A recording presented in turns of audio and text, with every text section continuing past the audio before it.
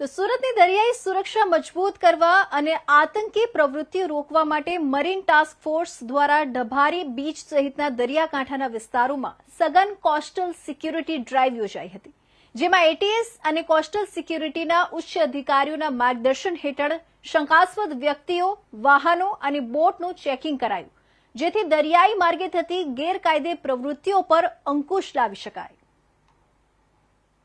હજીરાના દરિયા કિનારા પર ડીઝલ ચોરીનું મોટું નેટવર્ક પકડાયા બાદ દોડતી થયેલી હજીરા મરીન ટાસ્ક ફોર્સની ટીમ દ્વારા ઓલપાડ તાલુકાના અરબી સમુદ્ર પર આવેલા ડભારી બીચ સાથે કાંઠાના ગામોમાં અચાનક ફૂટ પેટ્રોલિંગ સાથે શંકાસ્પદ ગતિવિધિવાળા ઈસમો, મોટા વાહનો સાથે બોટ અને અવાવરૂ જગ્યાએ કડકપણ ચેકિંગ કર્યું હતું।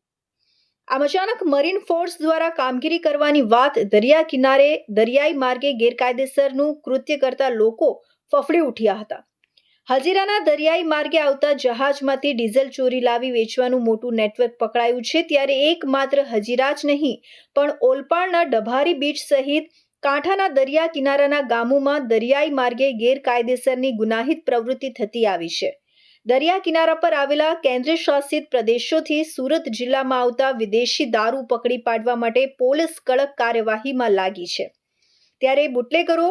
હોડકા દ્વારા દરિયાઈ માર્ગે દારૂની હેરાફેરી કરતા હોવાનું અગાઉ ઓલપાડના દરિયા કિનારે દારૂના જથ્થા સાથે મોટી બોટ પકડવાની ઘટના નોંધાઈ છે, ત્યારે હવે ઓલપાડ તાલુકાના દરિયા કિનારા પર મરીન ફોર્સ સક્રિય થઈ છે। સોમવારે અચાનક હજીરા મરીન ટાસ્ક ફોર્સની ટીમ દ્વારા ફૂટ પેટ્રોલિંગ કરવા સાથે શંકાસ્પદ ગતિવિધિવાળા ઈસમો, મોટા વાહનો સાથે બોટ અને અવાવરૂ જગ્યાએ કડકપણ ચેકિંગ કર્યું હતું, ત્યારે હજીરા મરીન ટાસ્ક ફોર્સની ટીમ દ્વારા ફૂટ પેટ્રોલિંગ કરવામાં આવતા દરિયાઈ માર્ગે દારૂની હેરાફેરી કરવા સાથે અન્ય પ્રકારની ગુનાહિત પ્રવૃત્તિ કરતા લોકોમાં ફફડાટ મચી ગયો હતો,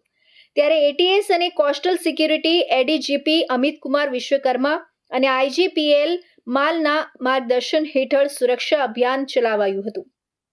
હજીરા મરીન ટાસ્ક ફોર્સના એસપી એસજે પરમારના કહેવા મુજબ દરિયા કિનારા પર આતંકી પ્રવૃત્તિને રોકવા માટે સુરક્ષાના ભાગરૂપે ઓલપાડ દરિયા કિનારાના ગામોમાં ખાસ ડ્રાઈવ રાખવામાં આવી હતી। દરિયાઈ માર્ગે થતી શંકાસ્પદ પ્રવૃત્તિને ડામી દેવા અને કોસ્ટલ સુરક્ષાને મજબૂત કરવા આ કામગીરી એ મહત્વનું પગલું હોવાનું પણ કહેવાયું છે।